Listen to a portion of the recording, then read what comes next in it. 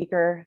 For those of you who don't know me, I'm Dr. Amy Margolis in the Division of Child and Adolescent Psychiatry.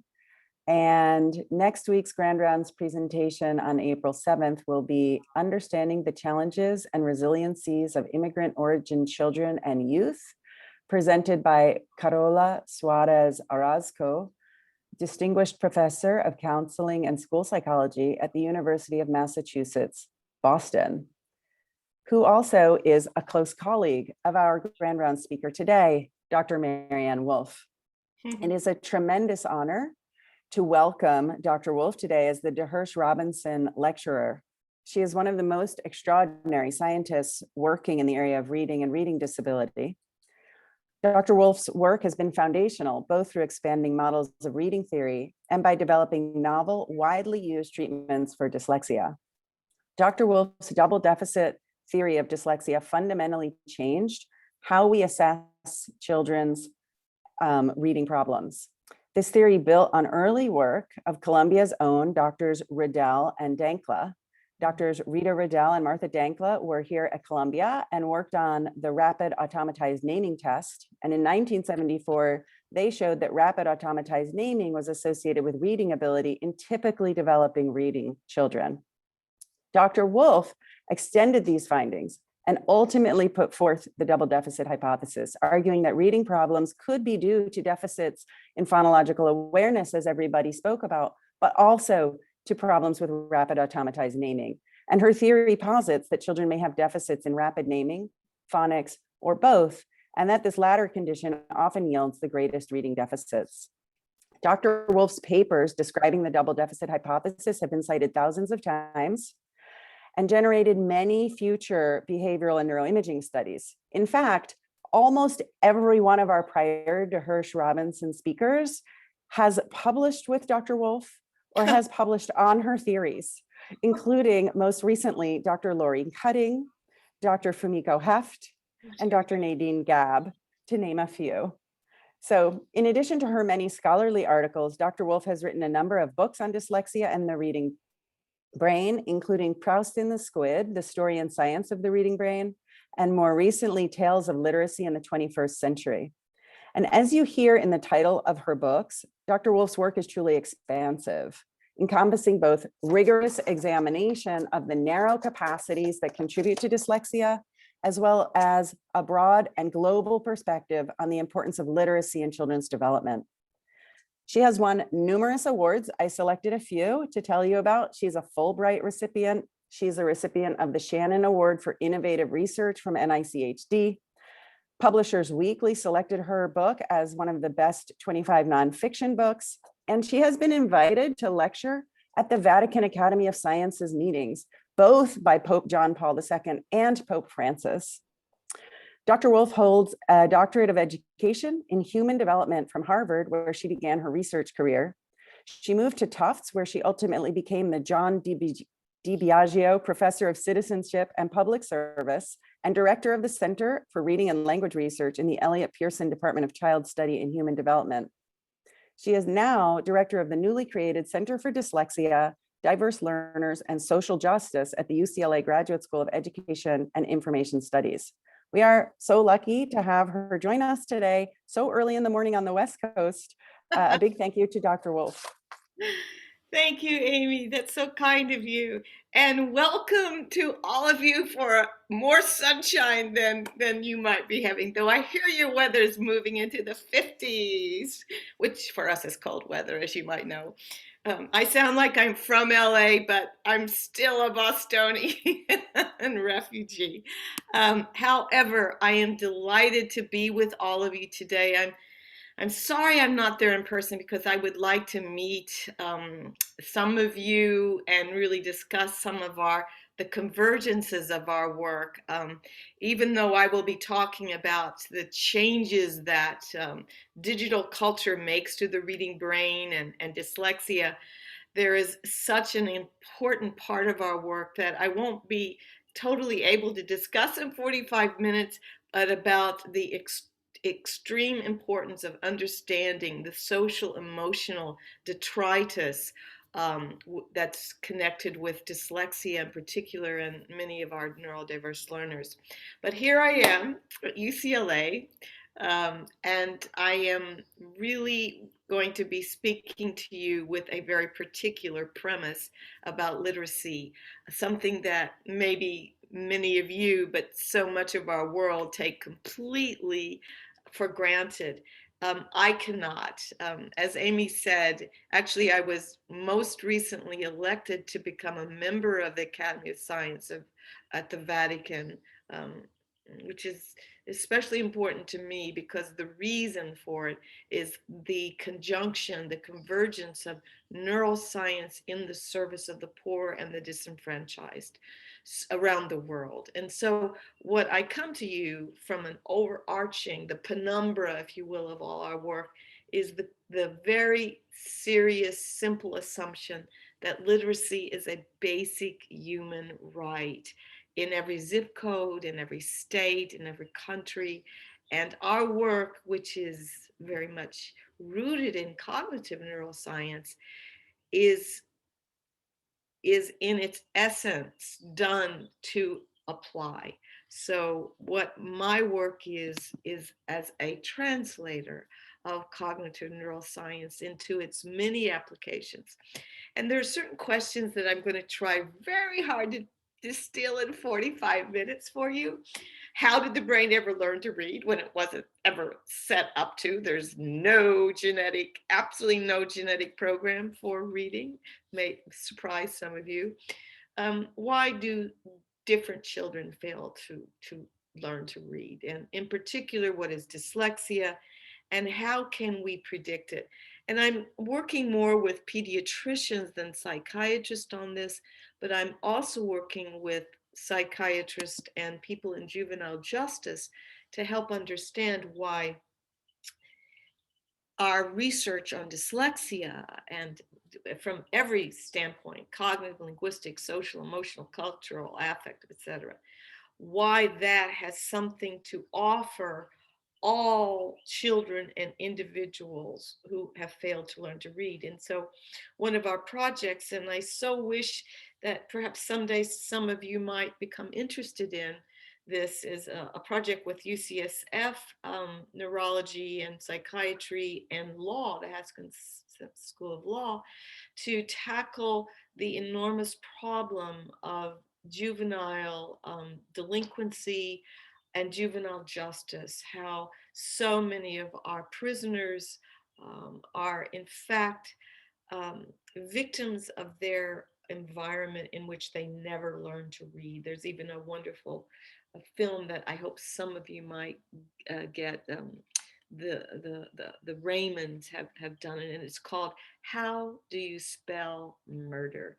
And it really gets at this, the nexus of what learning disabilities does to derail a life, and how so many of our prisoners have this terrible combination that resulted in psychological issues that contributed to what became a prison sentence. And then finally today with you, the last 5 minutes or so, I'm going to really begin a conversation. My most recent book is actually called Reader Come Home, The Reading Brain in a Digital World. And it's a recent book, but it's never been, if you will, more timely because it confronts and addresses the multiple changes that are happening to our brain, our reading brain in particular, as a result of reading on the screen and the surprising differences between screen and hard copy or printed. And yet it's to be expected by me that the literacy, which is based on a very plastic circuit, and we'll talk about that in a minute, is actually with the digital world showing us the changes that relate to a digital culture, because literacy changes the brain. How we read changes how we think and how we feel and even how we vote. There will be a modest excursion into democracy and the connections between a fully literate, deep reading brain and a democratic citizenry. But what I want all of us to begin with in this talk together is that literacy changes each of us. It changes our brain, it changes the individual trajectory of a person, it changes in due course a society, and indeed it changes the future of our species. How we process information, how we process in its fullness, or how we process in its shallowness will definitely have a great impact on a culture. And so the story of literacy today is one of both promise and perils. I've just actually finished a chapter for the Vatican's book, which is, by the way, edited by Carola Suarez Orozco and Marcela Suarez Orozco, who are Carola being your next speaker. But let's situate ourselves. We are literally at the end of a hinge moment, the hinge moment between a literate print culture and a digital culture in the time of COVID. The, the COVID double pandemics, and by that I mean, as all of us know, the one most visible pandemic, the COVID pandemic, exposed the too often invisible pandemic of the inequities in our society and what has happened in terms of, as we move into this digital culture, what is happening in our cities and in our zip codes where our underprivileged, our children, especially of color, are really neither being given really important full literacy intervention, and especially now have different forms of access. So this is our double inequities are being exposed, whether it's being in communities of color or simply just poverty stricken, which so often affects the poverty of language in the environment. So the work that I will be more specifically talking about today is our connection of neuroscience research with what goes on in our developmental places, our clinics, our hospitals, our classrooms. And so my particular, if you will, mission is to connect this work in the service of children.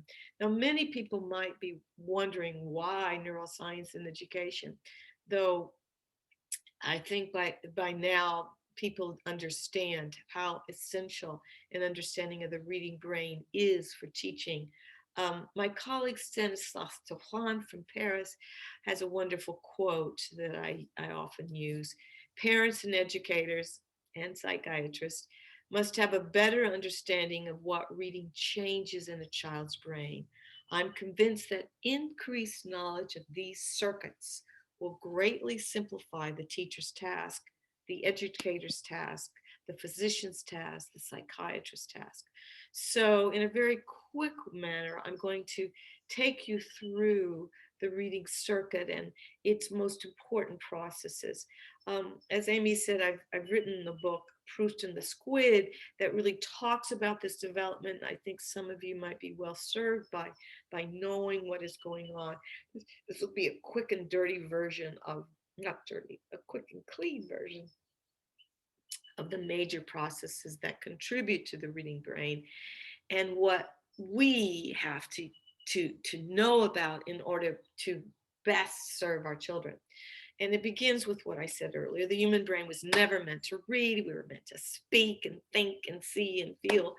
But it has a very important design principle, that human brain, and that is it can connect its parts in new ways to learn new cognitive functions. And that's what we do in reading.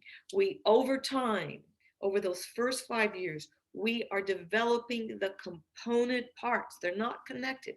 In fact, I eschew any attempts to be too early in our connections, whether we're talking about myelination or just simple social cultural reasons. We do not want that brain to be too precipitously connected. Rather, what we have is the developmental, the charge to us is in those first 5 years to be developing the component parts. And those component parts, as we'll see, come together to make different versions of that brain that begin very basically and then become the fully expert, very elaborated brain that all of you have, which actually is connecting not only two hemispheres and the lobes within the hemispheres, but all 5 layers of the brain are involved in a fully activated brain. It's one of the most activated brain, and people don't even realize it. But it has a developmental course that is very affected by the environment because it's plastic. And a plastic circuit, unlike the circuits for language or vision, are going to be very influenced by the environment. And in this case, the environment includes the writing system, the educational interventions and ways of teaching. And at the end of our talk, we'll see how the medium itself changes the circuit in its formation and changes it after even it's developed in you.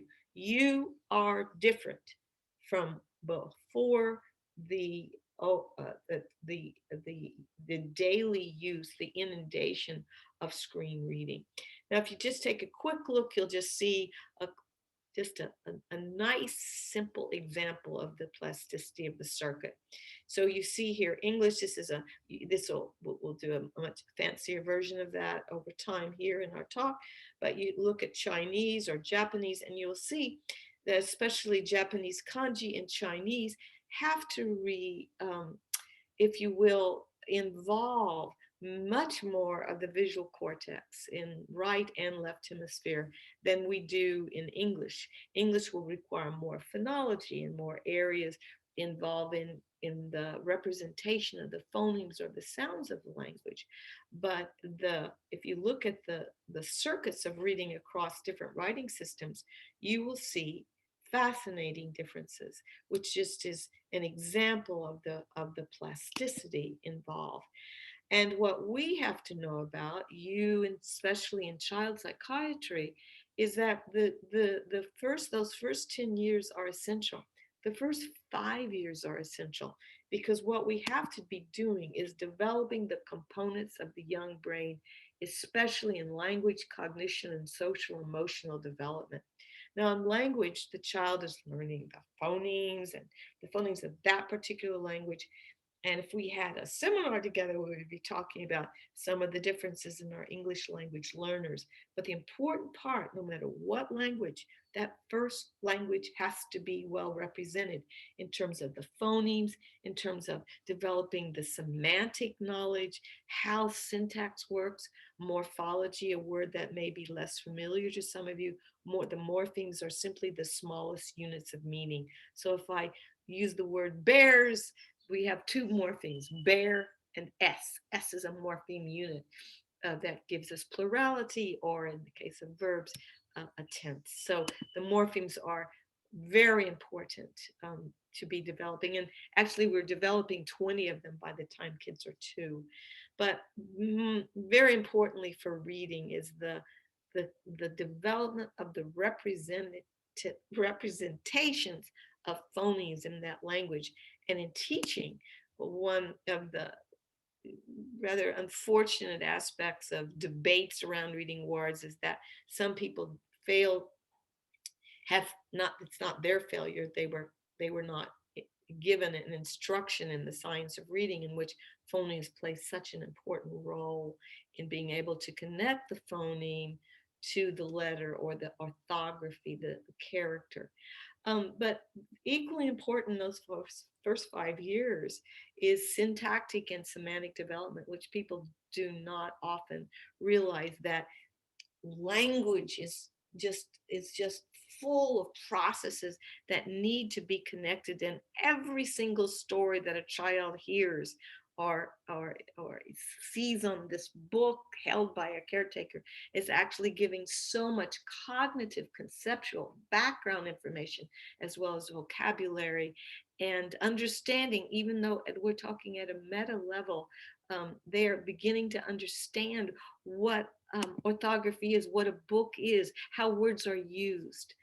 And one of the most, if you will, unfortunate aspects to this tale of childhood and the tale of the pre-developing reading brain is that we often see this huge inequity in vocabulary development. So a lot of our studies in the past, years ago, that have been redone by people like my colleague John Gabrielli at MIT, who does imaging of all this as well, what we see is this gap in how many times the words are heard by our children, and our very privileged children actually are hearing 32 million more instances of words that all form the representation in our language areas. And our children who are underprivileged are often hearing not only less, but from an emotional standpoint, some of the research by Catherine Hirsch-Pasek, et cetera, are showing that these kids are hearing qualitative differences in that language. A lot of warnings. So language becomes a vehicle of warning, don't do that. And a lot of negativity, not intentionally negative. It's just that there is a lot less understanding by many of our citizens about how important it is to be elaborating that language as one of the best preparations for reading development. And another piece of that is that the children who are hearing all this, who are having stories read to them, and I'll show you a slide in a minute. I work with Reach Out and Read, the pediatricians group, but all of this is giving conceptual background knowledge. And when you don't have it, is yet another example of the Matthew effect, where the rich get richer and the poor get poorer in language and conceptual development. Now, here's an example from a group in Cincinnati Hospital for Children. John Hutton's a pediatric neurologist, and he and a wonderful researcher from Technion, Tsippi Horowitz-Kraus, have been doing a lot of research showing us that the more the children are read to, the more the language regions for both receptive and expressive are being developed, and the white matter, the integrity of the white matter and all these connections is so much better for the children who are read to. And this is research that I won't be able to talk a lot about, but I hope some of you do some sleuth work in it. Hutton and Horowitz-Kraus are doing this work in which they literally are comparing children who are read to versus children who are not. And they're also showing the effects of digital reading, if you will, our digital experience versus a parent versus just hearing it auditorily in like a tape. And what you find is what Hutton and the others at Cincinnati call the Goldilocks effects. The language regions are best enhanced by the parent, the caretaker, reading to the child. So this is a really important aspect of that 0 to 5 preparation. And the preparation is for pulling all those components in language and affect and social. I mean, well, sometimes I give a talk on empathy alone, and how empathy is a part of the developmental process in reading, and how every frog and toad in Charlotte's Web is actually like a laboratory for empathy in our children, that we must never neglect its importance. Empathy begins so much earlier than people realize, and stories allow us to leave the egocentrism. Whether we're thinking of Piaget or Vygotsky's version of egocentrism, we are leaving that and beginning the task of understanding the feelings and thoughts of others. We are developing that theory of mind, and the early precursors of reading that children are getting from hearing the stories and read to and having it associated with love and tenderness and affection. These are the true precursors of the ideal reading brain. And then around 5, we are pulling all of that together to make the first real circuit. And the first circuit is very basic. It's pulling together the knowledge of letters and letter sounds. Letter correspondence rules are extremely important. Whatever the children are getting, and some of you will be involved in cases where children are not learning to read. And in particular, I urge you to understand that the development of the full deep reading brain requires all of these processes being explicitly taught and addressed. If you were a group of educators, I'd spend a lot more time on this, but I nevertheless want all of you to know that that early basic circuit has to have explicit, systematic knowledge about the letter sound correspondence rules of whatever language we're talking about, as we add and integrate the knowledge of the concepts, the knowledge of what a word means, how it's used, all of that. There should never be what was the 20th century reading wars that still continue. But for our purposes today, I particularly want to emphasize how that forms the platform for what I will call the deep reading processes, in which we have to ensure that those first decoding processes are automatic so that we can steadily, increasingly elaborate and add what what I call the deep reading processes. And some people like Nicholas Carr picked that up and wrote a book actually called The Shallows, and his worry is very similar to mine about, if you will, a shallowing hypothesis that these deep reading skills are not necessarily either developing or being fully developing in our youth, or being fully utilized even by us because of digital emphases. Now here, I just want you to know that we're talking about all this happens in milliseconds. All of these processes are interactive. They're going back and forth fast, and they involve from the very start making analogies. Human beings are analogy makers. And what we do is we put our background knowledge together with what we're reading, and out of that comes the necessity, if we're really going to understand, to use inferential processes, deductive processes. And all of this is, if you will, in the cognitive realm, but we also have a very essential emotional realm with, if we were talking, if I we're talking only to people in neuroscience, I would show you some of the research by Tanya Singer and others, in which we look at how empathy has, there are different forms of empathy that the reading brain is activating, and not only activating in the sense of the emotional, but also the sense of the theory of mind. So empathy is not simply understanding another person's feelings, but also developing a theory of mind of how the other thinks. And this is an essential aspect to the development of reading. If there's anything I worry so much about, is that our children aren't learning the joy of being so immersed in story, in the lives of others, and the perspectives of others, that they aren't developing the same, if you will, perspective taking that reading is at its core also about. Proust had this beautiful line. I use Proust for different reasons, but one of them is, he said that reading is this fertile miracle of communication between two people who basically never see each other, and you do it without moving from your chair. And so this beautiful aspect, fertile communication, this is part of how social emotional development can best be encouraged and reinforced in our reading. And I use actually a theologian, John Donne, whose term for this is passing over, as a way of understanding how important empathy is. So if we put all these cognitive processes together and our empathic processes together, we will literally reach a point where the brain is capable of being critically analytic. This is, if anything is the penultimate, not the ultimate, the penultimate moment in the reading brain circuitry.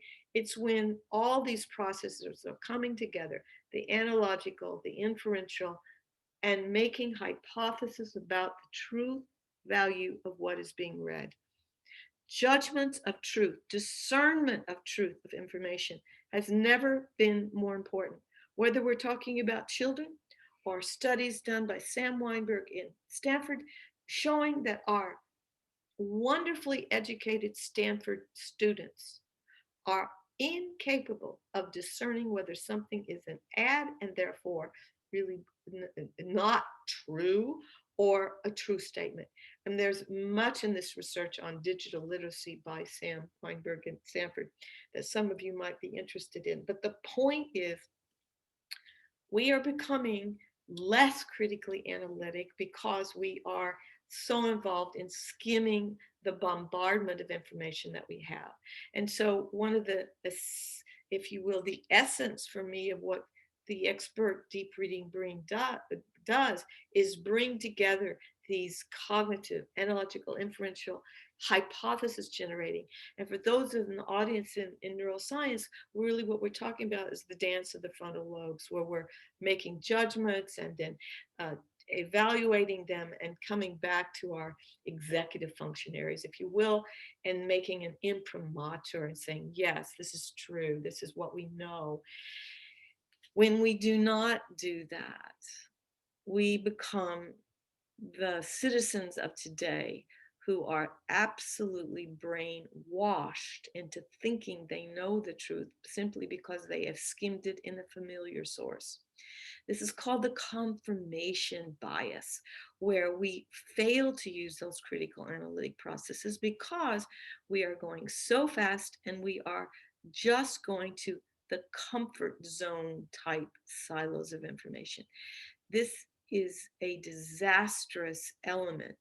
That is what I call one of the perils of digital reading, where we fail to reach the point in our deep reading processes in which we are making these discernments, this discrimination of truth.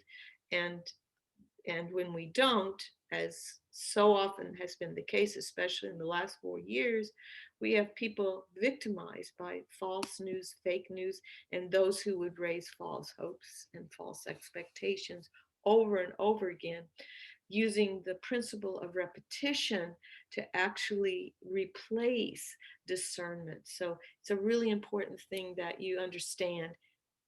This is not simply a matter of teaching a child to read. This is a matter of teaching a citizenry to read at deeper levels. And all this requires milliseconds that are used or not used, but it also takes years to develop in our children. And by no means is that something that we should take for granted. Now, what I want to also say is that the end point of deep reading is not just critical analysis and empathy, but the ultimate acme is when we move from our understanding from the text to our own insider epiphanies about this, our own novel thought. And that's another Proustian insight, if you wish, in which he said that the heart of reading is when we leave the wisdom of the author behind to discover our own. Well, that's what we want for every child.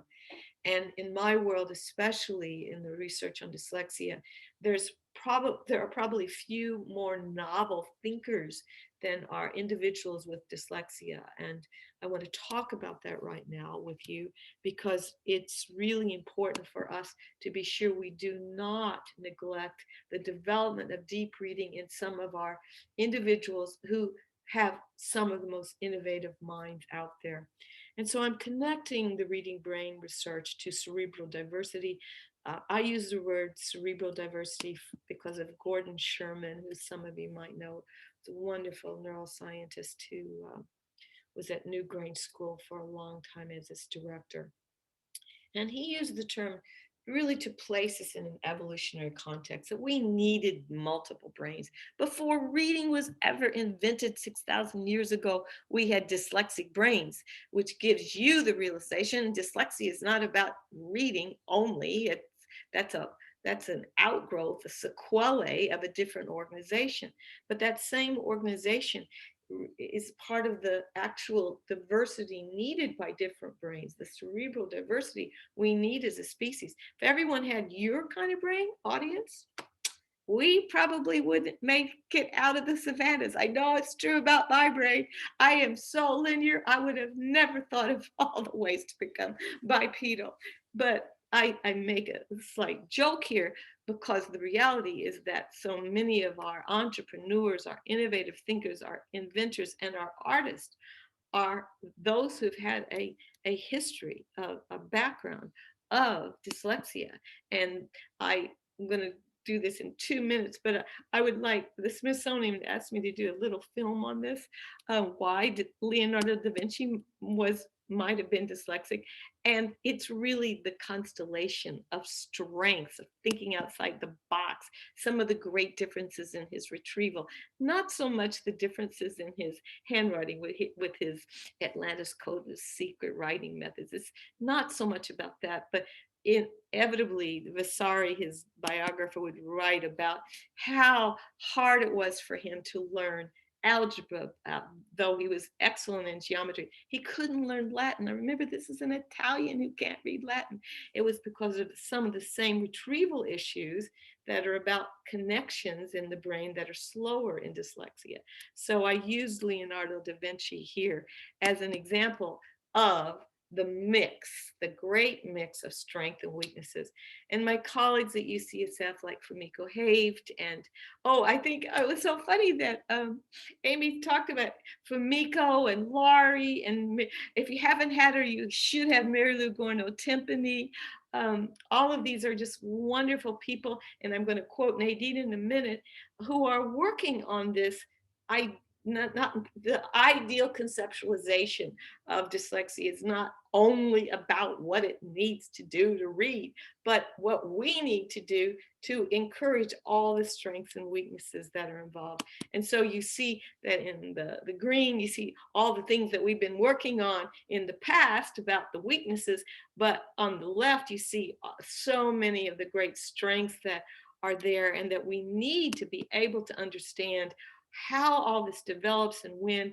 And here's Nadine Gabb, who's done all this really interesting work showing how our connective area, the areas that connect, like the arcuate fasciculus, are related to familial risk in dyslexia. And so she shows this in some of her infant studies. She's done so many wonderful pieces of research on what is that brain like before it learns and fails to read. Now, Amy spoke about the double deficit. Well, I now talk about multi-deficit and multi-components because, in fact, the double deficit was a placeholder for freeing our field from thinking so unidimensionally that only one piece of the breathing brain circuit, that is the phonological areas, were responsible for dyslexia. And RAN is as you see here, is really a, if you will, an index of the speed with which the visual and linguistic areas are connected.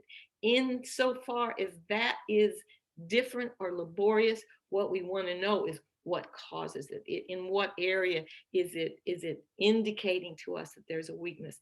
But it's itself, if you will, a group of processes under which, some of which will be causing that system to fail to rapidly connect all those processes we saw earlier in the decoding brain, which is why the research that shows us exactly when the RAN problems are existing. Well, if you look at this, you'll see that the typical reader is actually, even at visual recognition areas, delayed, having a slower time. So it's not only about phonology, but it's about the speed with which these different areas or components are in fact operating in time. So, but it's also showing us something else, and it's showing us that the right hemisphere is often trying to do the work of the left in many of our individuals with dyslexia. So you have not only a delay in time, a temporal dimension, but you have another dimension in which some of these very linguistically oriented processes are being conducted in the right hemisphere rather than the left. Now, Nadine used the term dyslexia paradox, and I like it. And she's working in that set of articles with one of my last PhD students, Ola Ozernov Palchik, a wonderful young neuroscientist. And basically, the paradox is very, very clear to all of us. Identification comes too late.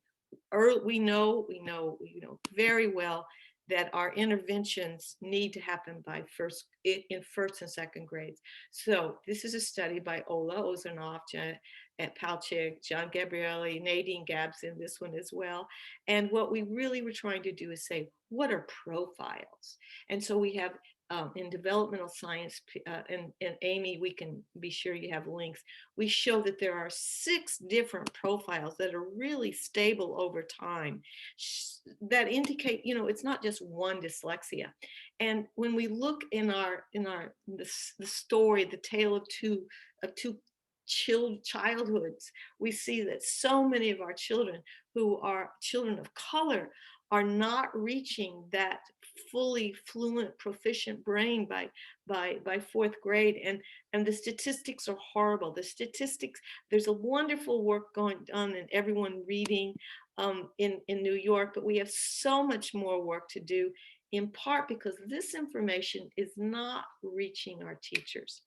And there's been this great unnecessary debate between those who in phonics and those who whole language and balanced literacy. And just for you to know, for 30 seconds, we absolutely must have that platform in which phonics is available. We must also have this emphasis on semantic, vocabulary, syntactic, story development, et cetera. They should never be excluding one another. But the problem is people cherry pick and they say they're doing it all. They are not. We must be systematic about the teaching of phonics and explicit decoding. And we must be systematic about teaching how words work. And I'm only going to spend 1 minute because I know we need some time for questions, but we are dealing with interventions. This happens to be my own called RAVO, but it doesn't matter which one we would be using. We're just after an ability to look at how our interventions, which are multi-component in nature. Think back to all those slides I showed you. The interventions that are systematic in phonics, but also add this work on semantics, syntax, and morphology.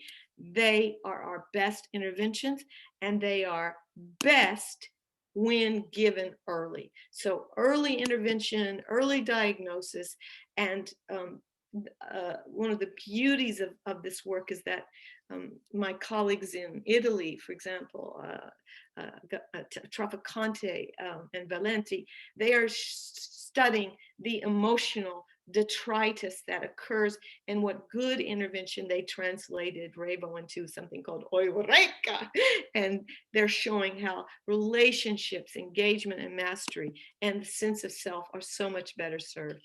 Now, if you will, the sum of this is for our educators is that the Breeding Brain teaches us we need explicit, integrated, systematic instruction across all of our children. And I will move very quickly to say that begins with screening. And here the child psychiatrists and the pediatricians need to know. I'm working with Sai Iyer from UCLA Pediatrics on making sure we have early, very simple screening around between 3 and 4, so we're prepared ahead of time. And then in kindergarten, we have my colleagues Laura Reinhardt and Rebecca Gottlieb are doing Office of Special Education work to really translate all this in screening, digital screening, actually with Nadine Gabb, into results that will inform intervention. So screening is used now in these new studies to inform targeted interventions. Now, I only have about 3 minutes left with you. I'm so sorry in my presentation, but I just want to say that in the digital world, we have real differences, but it's not about either or. It's about understanding that the reading circuit is affected and will reflect the affordances of the mediums. And there are real differences in our children. Pediatricians like Barry Zuckerman and Jenny Radesky, so many people at Cincinnati are showing that our children who are very young are being affected, especially in the nature of attention. Linda Stone uses the term continuous partial attention, but it's also hyperstimulation. We need to be very gradual in our use of digital screen. I don't mean not doing FaceTime, especially during COVID. And I don't mean excluding everything, but I mean really being aware of the research. So I only have time now to show you one really important piece of research on this. And this is the biggest study that's been done. It's a meta-analysis of over 171,000 participants in which young college-age students are reading the same material in print versus screen. And what you see overarching, this is basically 20 years, is that print is better for comprehension of details, sequencing, etc. Now, the Rafat Ackerman in Israel probed deeper and found that students nevertheless think they're doing better on the screen because they say we're faster. This fundamental mistake in thinking that speed is the recipe for illumination and comprehension is simply wrong. And the later parts of the study, the ones that were studying the most digital native, if you will, the last years, they were even more affected by digital screen and were even better in the print than they were on digital. But no one knows this, including you. And you are skimmers. I cast blame across everyone who's listening because I too am a victim, if you will, of the habits that the digital affordances cause us to develop. We have so much information. We end up skimming, and we skim at the cost of both content and comprehension and beauty. And so we really are changing our attention, which changes our memory, which I will end in 1 minute, changes many aspects of our culture. And in the last 4 years, one of the most horrible things for me, and this is not a political statement, it's a cognitive neuroscience statement, is that policy was being rendered by tweets. The lesson that I hope all of us understand is that that does not convey the complexity of life, and it enhances the concept of fake news. It's so lacking in argumentation and complexity that it actually encourages people to believe in things that they never ordinarily would if they were thinking with all their critical analytic skills. So one of the worries that I have about digital culture is that skimming can reduce the complexity of arguments. We're encouraged to finish things fast and not think.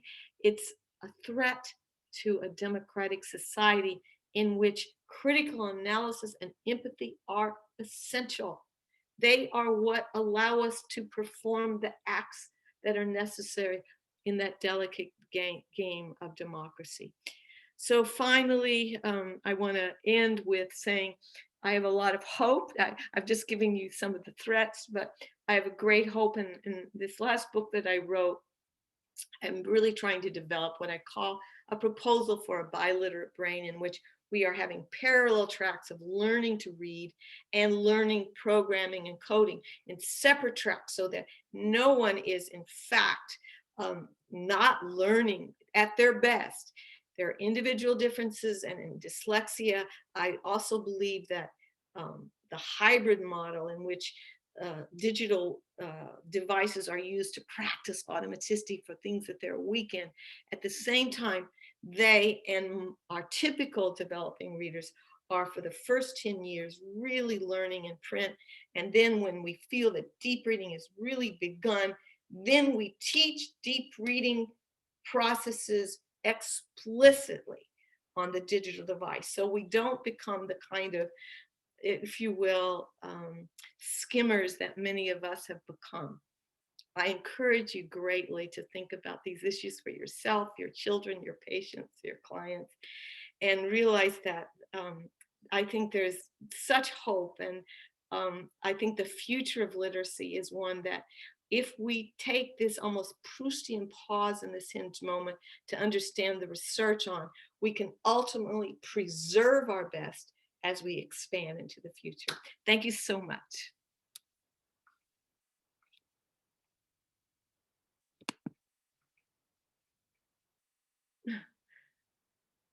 I think it's thank you so much, Dr. Wolf. We're in cyberspace in the webinar world, so it's a little strange. We can't see the audience. That was a terrific talk, and thank you so much for covering such a broad area from sort of the neural correlates of reading in the reading brain, and then child development, and how the multiple factors that impinge on or can impinge on or enhance development are so important to consider as we think about reading and the role that reading plays in children's development. I think we have some questions coming. Oh, you're resituating because of the light, right? I know.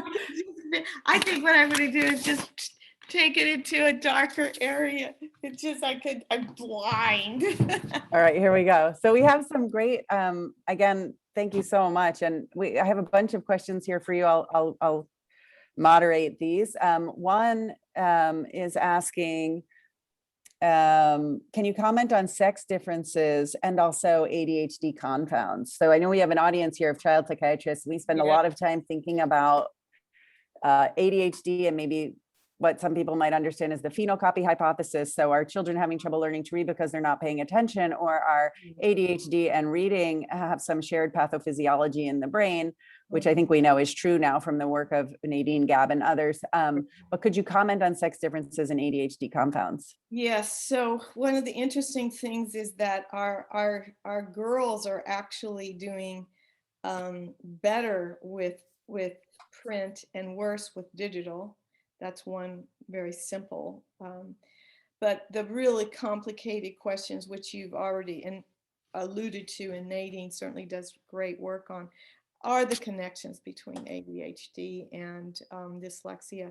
They're, the percentages, depending on what research you're looking at, they are very robust. And of course, one of the things that I've been most concerned about with my colleagues like Catherine Steiner-Adair, actually she wrote a book called The Big Disconnect, are how attentional differences that are already there are being exacerbated in the digital medium, and how we can really think about these issues and what we can do. And one of the things I've said is that my goal is not to say that one should not use digital devices. My goal is to insist that we look at the particular affordances of whatever we're using on those digital devices with the individual child, and to be very careful that we aren't creating children who are totally hyperstimulated and addicted. And the principles, the design principles that people like Tristan Harris talk about that are being used in digital gamification are in fact intentionally or unintentionally very similar to the tobacco industry in terms of where we are when nicotine was known or first learned to be addictive. And we now know similarly, and the industry knows that too. What do we do about that, especially for our children with attention differences? And I think we have to pay really close attention. For people who are in the clinical area like Catherine, there's quite a few who are doing some of this work that she summarizes in her book, but they are finding more instances of attention deficit in children because of the digital influences. Now, what I do not know, and I know your audience knows much better than I do, are what are the antidotes to this? What are the best ways of using digital culture to help rather than hinder, and form habits of mind on how to use digital technology? But from my standpoint, just in thinking in cognition, when attention is changed, consolidation in memory is affected. So when you have a focused attention, you have a much better opportunity for consolidation in memory.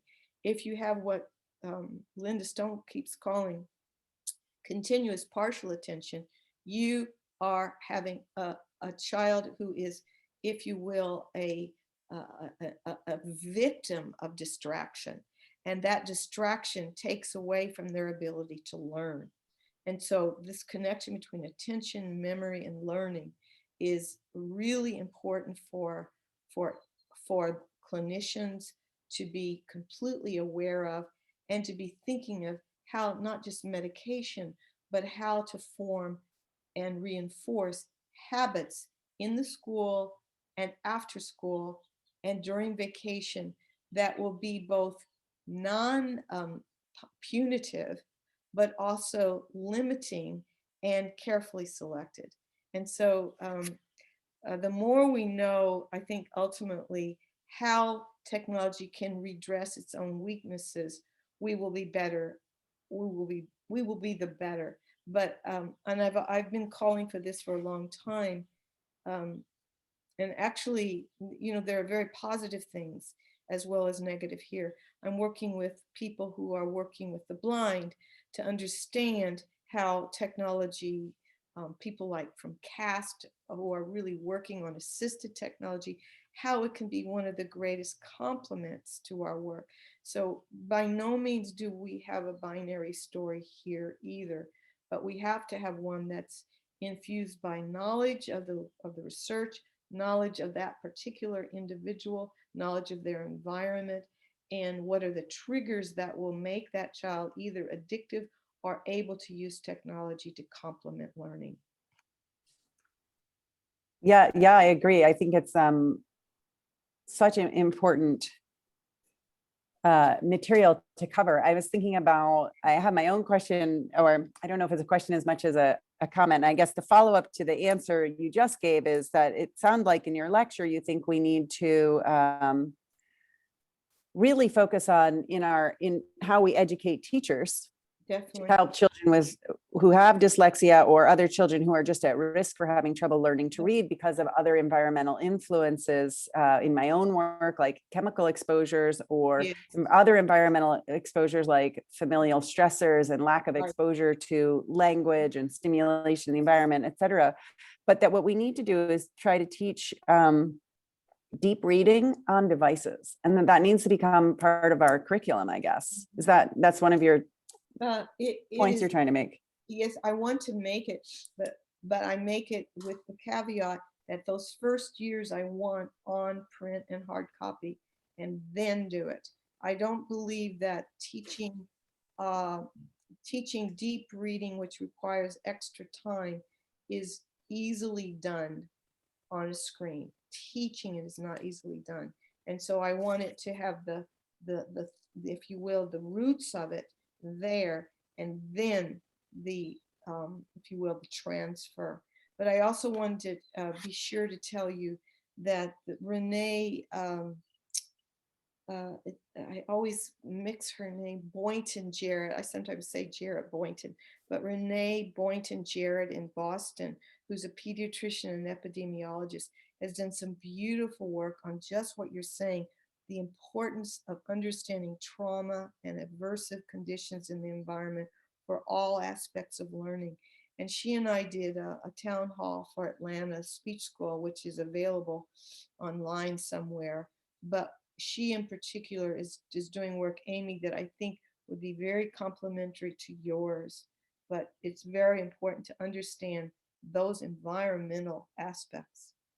and very relevant to the work many of the people in the audience know about the Promise Project, where we are assessing or providing access to free neuropsychological assessments for children with learning disorders, from children from Northern Manhattan and Washington Heights, from disadvantaged and underprivileged backgrounds. So I think that this is really important to consider in that kind of assessment. So there are a couple of questions that tie into what we're talking about. One is most relevant to what we were just saying: how do e-readers like a Kindle compare to books? To me, e-readers feel much more like books than digital media, like reading on a computer or from the internet. That's an excellent point.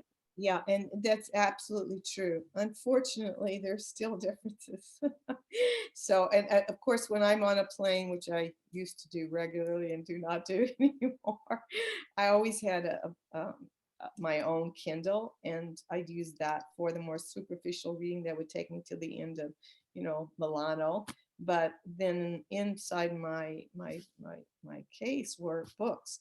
Those books which you really want to immerse yourself in are you're much more able to do it in the book form. Now, there are many reasons. There are spatial reasons, there are tactile reasons, but you see the affordances even of a Kindle are the set towards the transient, the transitory. It hastens us along. Whereas the book allows, more likely, even though you can pause with the Kindle, you can go back with the Kindle, you don't. You just don't. And in fact, comprehension monitoring, which is a really important part, apprehension of beauty is much more likely to be enhanced by the medium of the book rather than the Kindle. And though I'm certainly like everybody else, I use the Kindle for some things, but if you look around my house, things that are important, everything is a book, everything. And Right. when it's important, whether it's a contract or whether it's a novel by Gish Jin, and The Resistors is a wonderful new book by her, or Marilyn Robinson's Jack.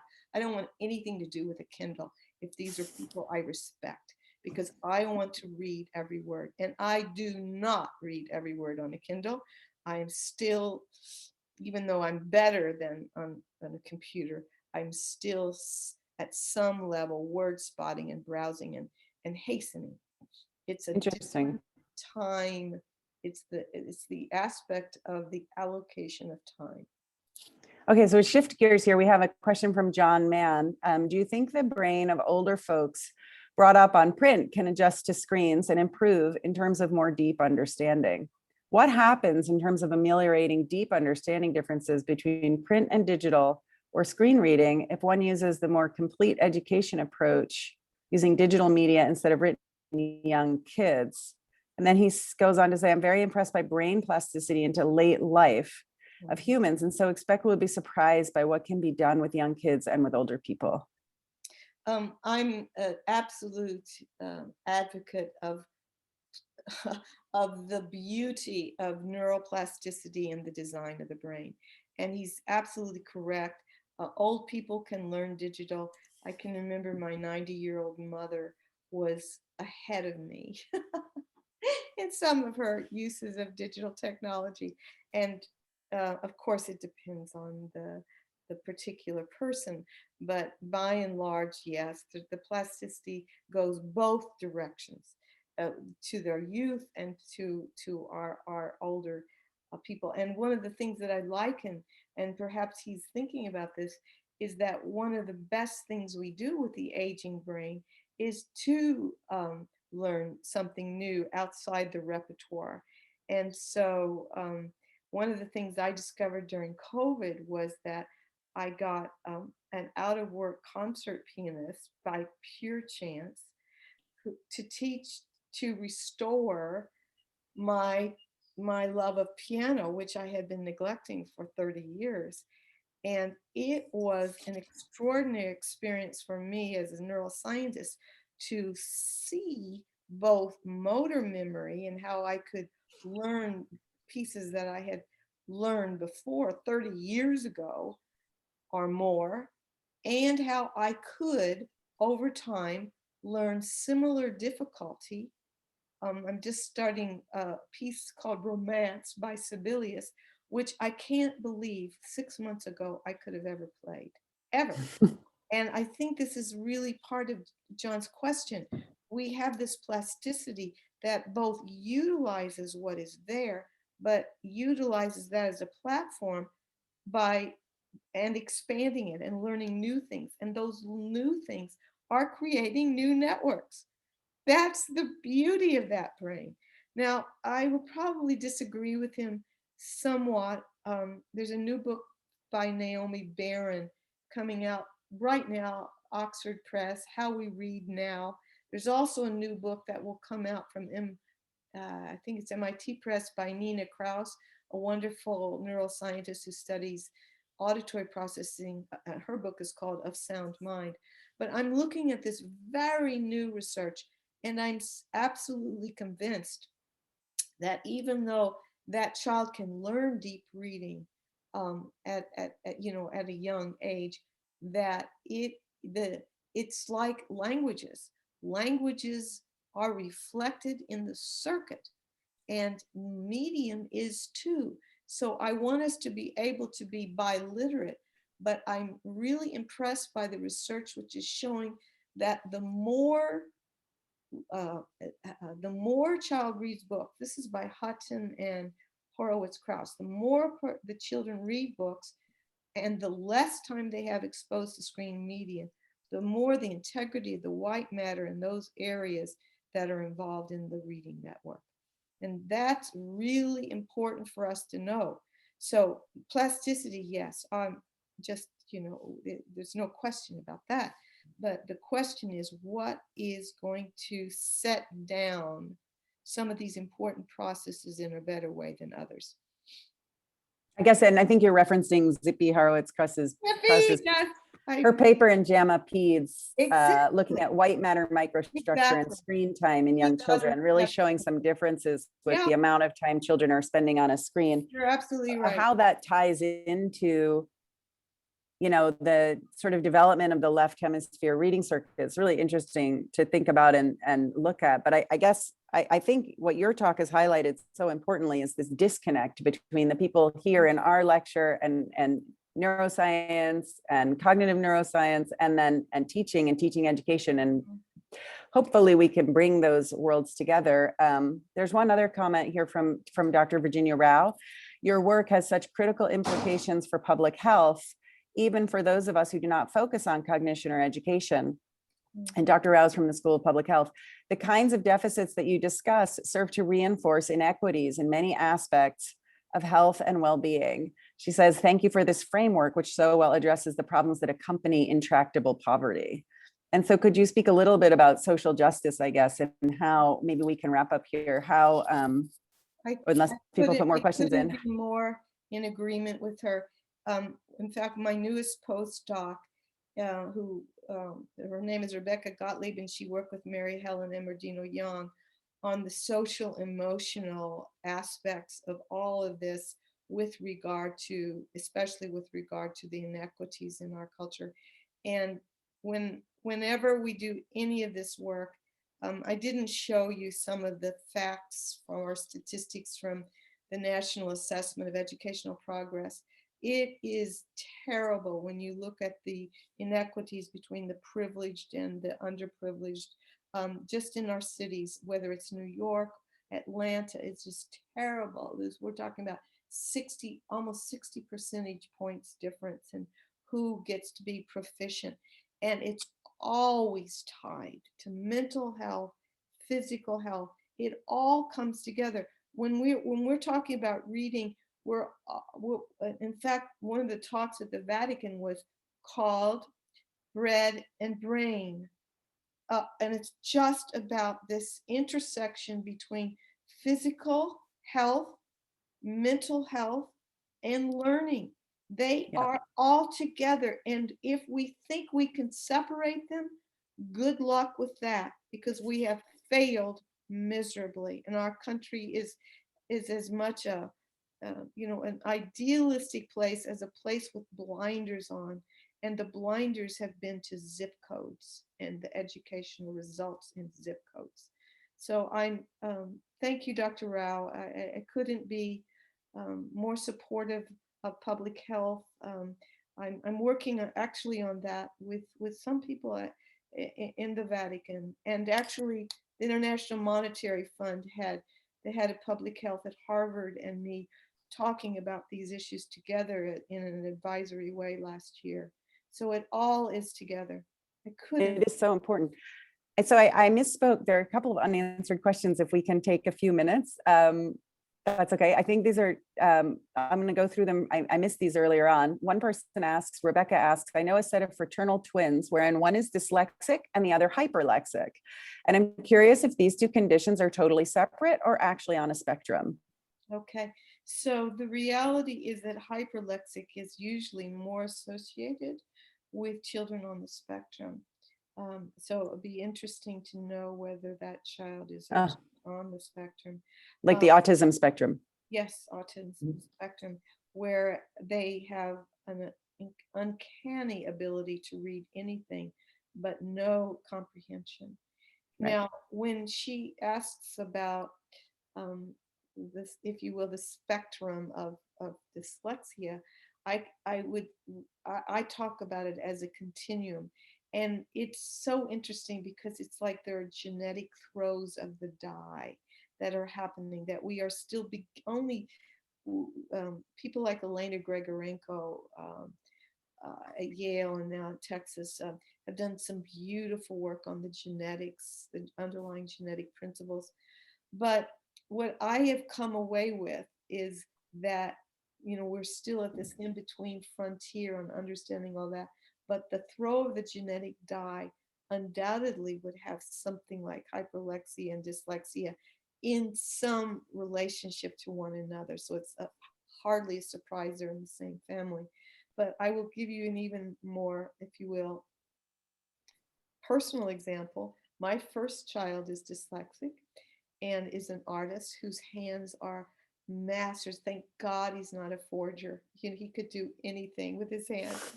He's just, he's extraordinary. I'm even going to just walk and show you just one of his paintings, just to show you that. But I'm doing this because my second son, who works at Google, is dysgraphic. So here you see my son's, one of his amazing. Beautiful painting. The colors are amazing. But the point is, my second son is incapable of using his hands for anything dealing with language. He's a soccer star. It's not he can't use his hands. He cannot have the connection between language and hand. And yet he's a fabulous reader. So I have a dysgraphic and a dyslexic. There's no question that the connections to the language system are many and varied, and we will see them reflected in our individual differences that are not so great, if you will, as dyslexia and hyperlexia, but I think it's all related in this pool of genes that contribute, and our children reflect those genetic die casts. So we have two last questions. One from Letitia Suarez asking, what are the best measures to administer to children to detect early potential reading delays? I think that's, it's a little bit vague. I'm not sure what age she means. But I can tell her 2 or 3 things. So on the one hand, if you're dealing with 3 and 4-year-olds, I strongly recommend that you write Cy Iyer, Iyer, who is probably going to have the first really good, well-researched questionnaire for pediatricians, psychiatrists, etc., during that 3 to 4 year period. So that would be one thing. Next are the beginning of really good digital screeners. Nadine Gabb has one. And we're testing it now in the LA area. It's from a company called Early Bird, and we're doing research for our Office of Special Ed on it. And it contains a phoneme awareness, in this case, a blending task. It has a vocabulary. It has a rapid automatized naming test. And it has some other smaller, if you will, short-term memory type things. But the UCSF will be similar. were all measuring constructs that came out of the John Gabrielli prediction study that was headed by my student Ola Ozernoff-Palchik. And so I would really encourage the reading of that developmental science paper in 2017. And her name is very hard, Ozernoff, O-Z-E-R-N-O-V hyphen Palchik. But that would I be have the paper. If people need it, I can. Oh, Amy, thank you, because that paper would It's a good really paper. have a look at both the, the 20 plus measures in kindergarten that boil down to RAN, short-term memory, phoneme awareness. In this case, it was a deletion, not a blending test. Letter sound correspondence, letter name knowledge, etc. And even though in that one, each of those, she also used IQ. The IQ did not come out as predictive as these others. So those are the kinds of tests that we all want. And thanks to you, Amy, talking about the double deficit, which, I now call multi-deficit rather than, but I did double just to get people off the idea it's a unidimensional. It was a conscious decision. It was never that I thought there were only two deficits, but I had to at least begin the field to move into a more multidimensional view of dyslexia. I mean, it really did change how we assess. Yeah, thank you. Okay, so a few more questions. Martha Denkla, I'm still in correspondence with her. She's a terrific researcher. Okay, so we have a few more. Let me see here. I love this question from an anonymous person. There's a presumption that books as they exist are best. How might you re-engineer physical books to make them even better for our aims, like deep reading? Oh, what an interesting question.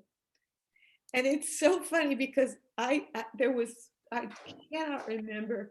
It's someone like Ralph Waldo Emerson, someone like that, who said, no one has ever constructed a better vehicle for thought than the book.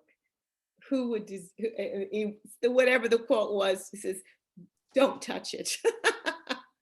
So, but the fact is that our future will touch it. That's where the graphic novel is coming in. There are all kinds of ways that our future will change the book.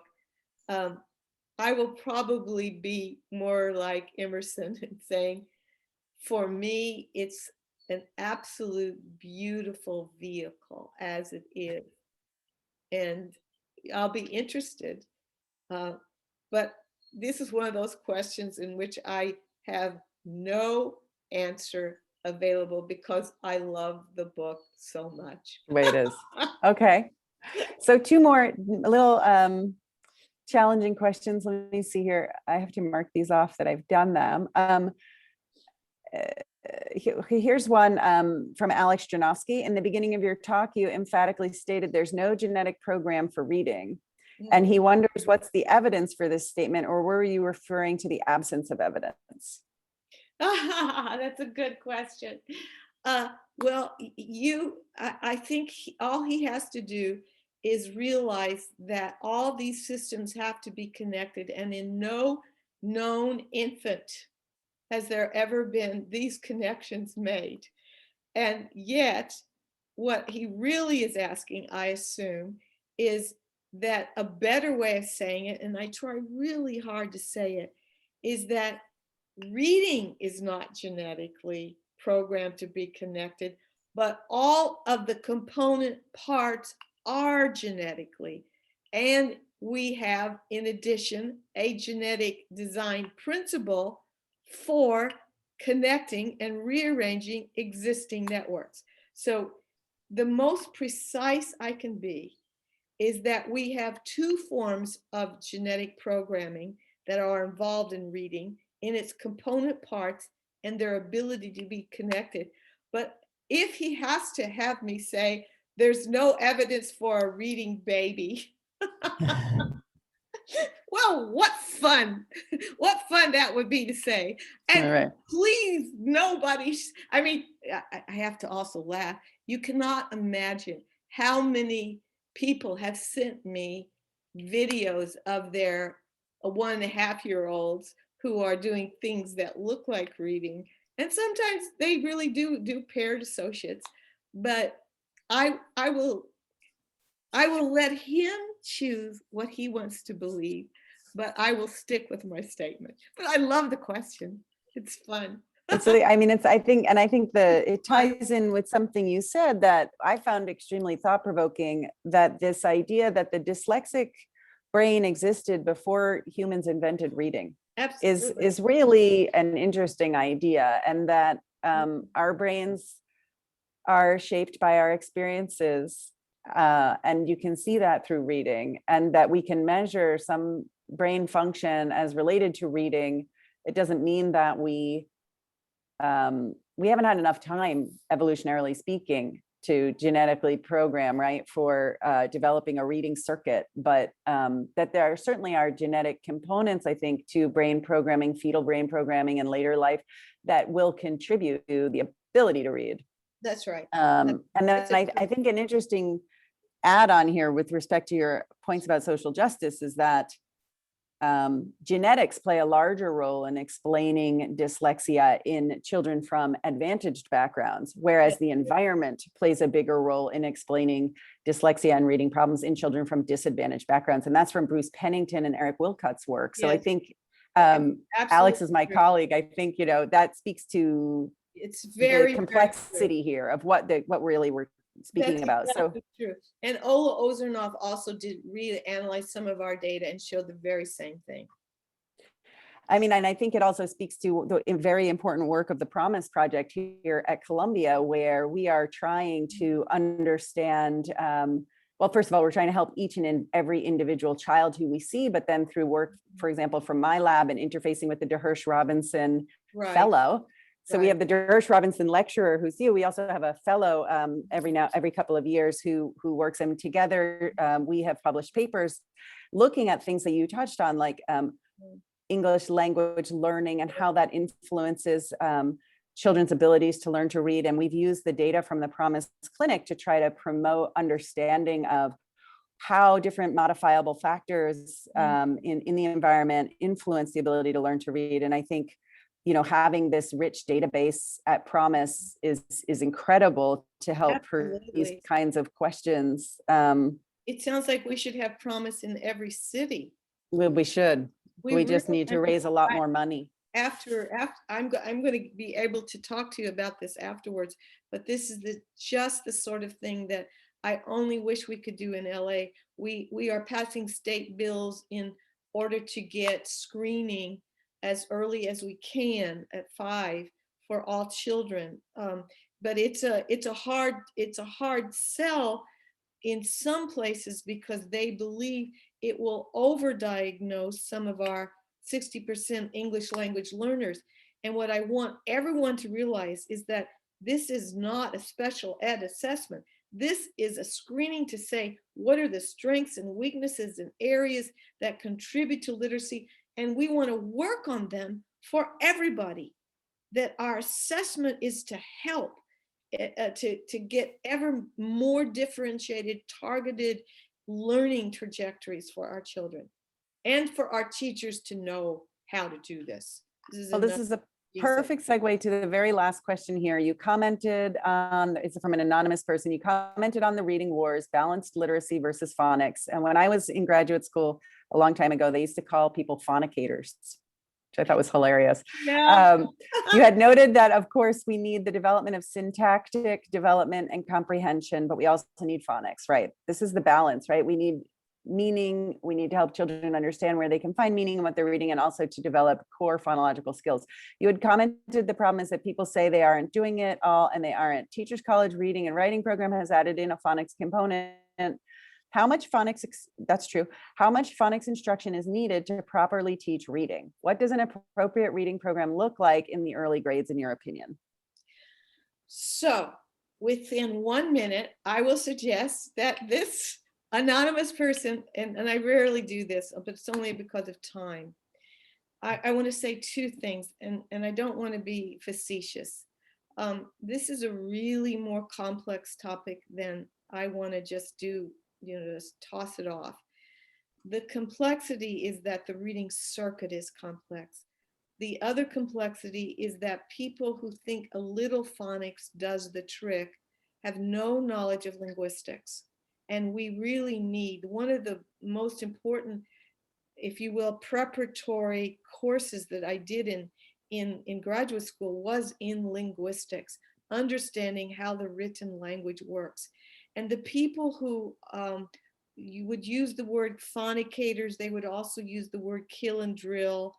They don't understand that the reality of the brain circuit's development requires the acquisition of automatic representations of letter patterns, of phonemes, the simple addition of a few phonic principles adds little to what the systematicity requires. And in my books, Proust and the Squid, in chapters 5 and 6, I discuss that. And in letter 7, in the most recent book, I specifically discuss the different approaches and what the combination of them, when done systematically, and that's the real key. It's systematicity. It's not cherry picking, which unfortunately is what most people in balanced literacy do. They think a touch of this, a touch of that, and that's balance.